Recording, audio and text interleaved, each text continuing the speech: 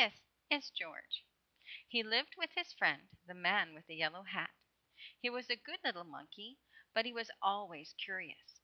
Today, George was curious about the big box on the man's desk. What could be in it? George could not resist. He simply had to open it. It was full of funny little pieces of all sorts of shapes and all sorts of colors. George took one out. It looked like a piece of candy. Maybe it was candy. Maybe he could eat it. George put the piece in his mouth, and before he knew it, he had swallowed it. A while later, the man with the yellow hat came home. "Why, George," he said, "I see you've already opened the box with the jigsaw puzzle. It was supposed to be a surprise for you. Well, let's go to work on it."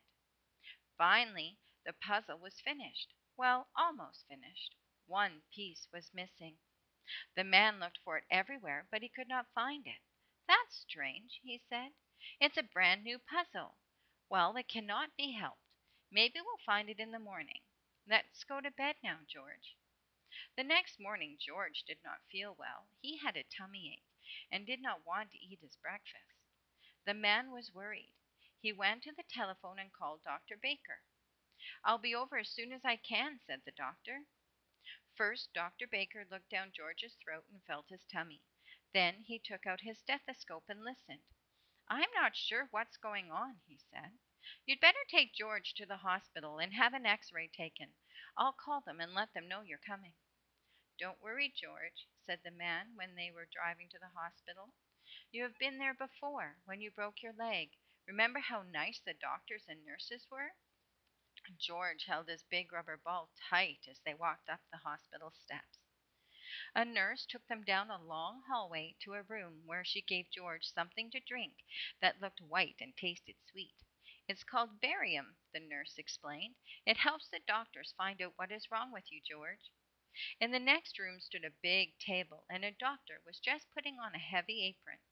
Then he gave the man one just like it. George was curious. Would he get one too? No, he did not. "You get on that table, George," the doctor said. "I am going to take some x-ray pictures of your insides." He pushed a button, and there was a funny noise. "There. Now you may get up, and we will have the x-rays developed right away." "Now let's see. There is something there that should not be," said the doctor when they were looking at the x-rays. "Why, that looks like I think that must be the piece that was missing in our jigsaw puzzle yesterday," said the man. "Well, well, well," said the doctor. "At least we know now what is wrong with our little patient. I'll tell Dr. Baker right away. George will have to stay at the hospital for a few days. They'll put a tube down his throat to get the piece out. It's only a small operation. I'll call a nurse and have her take you to the admitting office." Many people were waiting outside the office. George had to wait too. "Look, Betsy," the woman next to him said to her little girl. "This is Curious George." Betsy looked up for a moment, but she did not even smile. Betsy had never been to a hospital before. She was scared. Finally, it was George's turn. A pretty young nurse took him to the next room. My, how many rooms! And how many nurses there were! One nurse wrote down a lot of things about George, his name and his address and what was wrong with him. Another nurse put a bracelet around his wrist. "It has your name on it, George," she said, "so that everybody knows who you are." Then the pretty young nurse came back. "My name is Carol," she said. "I'm going to take you to your room now.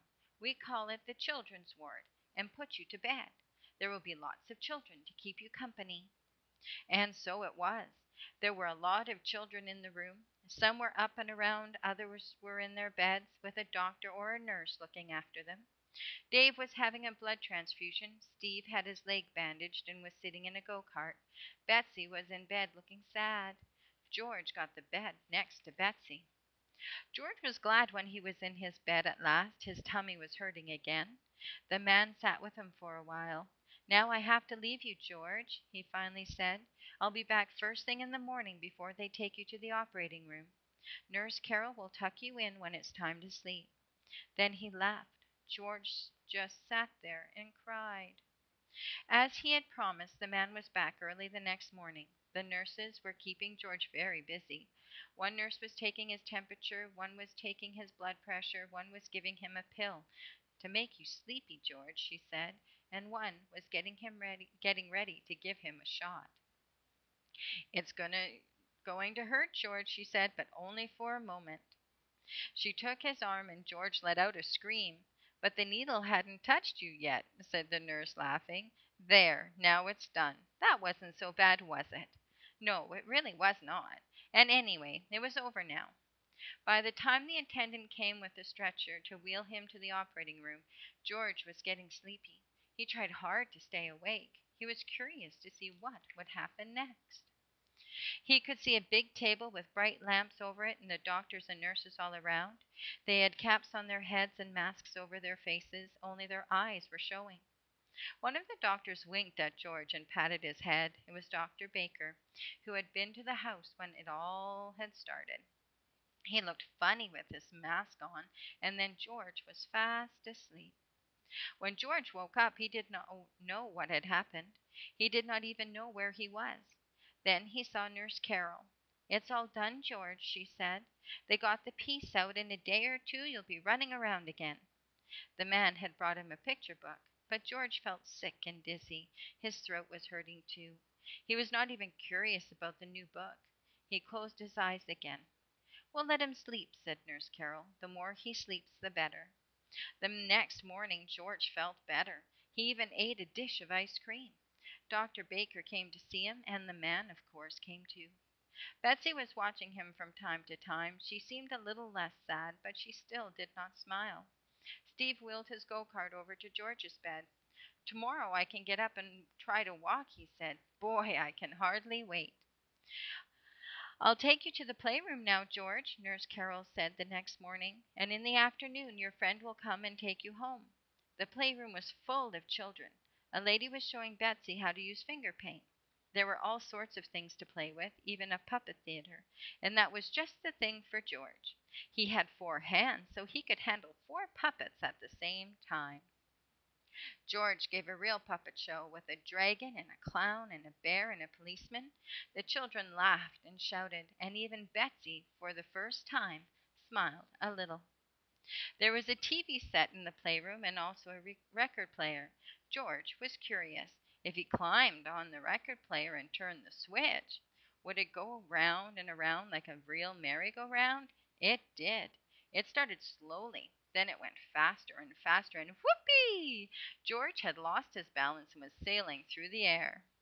Lucky George landed on a soft cushion. The children cheered, and Betsy smiled again. George was so funny. But then the play lady picked George up. That's enough for now, she said. You'd better take a nap before lunch.